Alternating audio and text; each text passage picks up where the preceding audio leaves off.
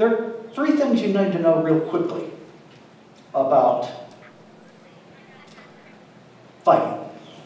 It happens in some relationships. And first of all, you need to know you need to be able to call a timeout. Now, it could be that many of you don't need this at all. But if you're the kind of person who can pop off a little bit and move into black and white, you need to know what's going on if you're not aware of it. It's that you've engaged in something that is challenging your sense of whether you're a good or bad person.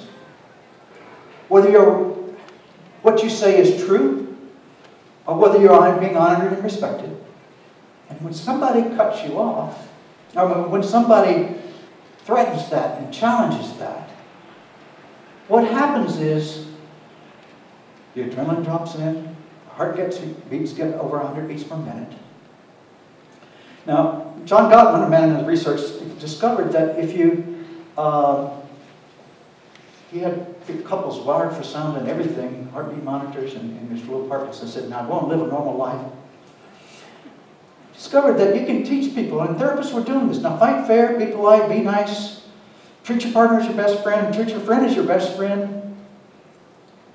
If you get challenged, if your sense of self as a good person or as a right person or someone who's being respected is challenged, your heartbeat will get over 100 beats per minute.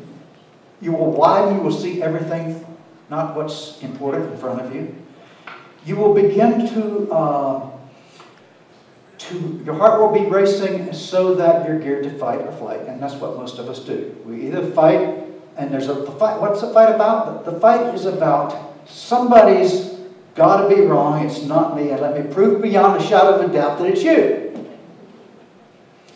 How often do you get to do that?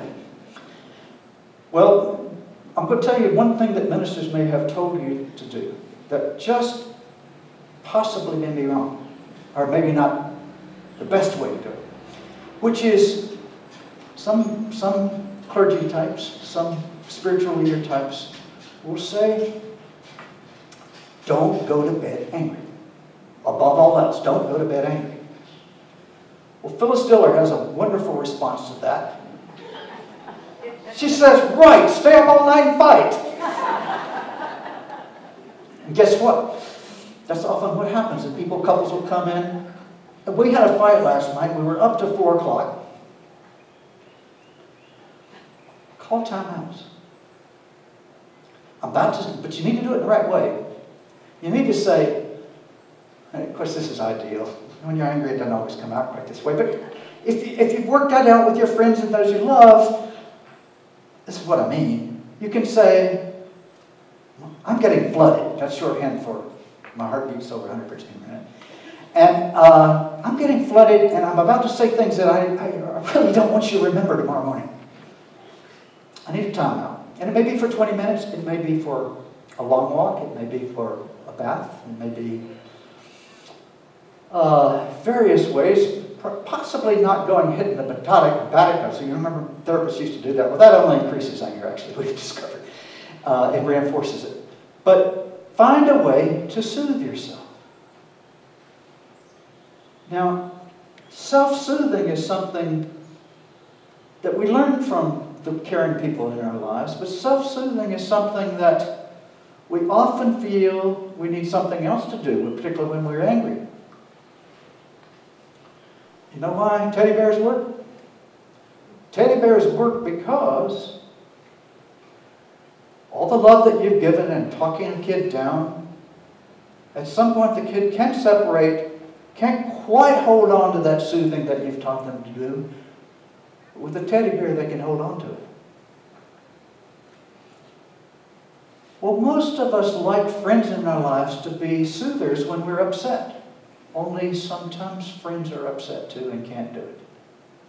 So you need a battery pack. You need to have the ability to go off and soothe in ways that talk you down yourself. Get your teddy bear, whatever it is, talk you down, and then you can come back and focus on the problem. Not what's wrong with you, not what's wrong with your character, you can come back and talk about the problem and resolve the conflict.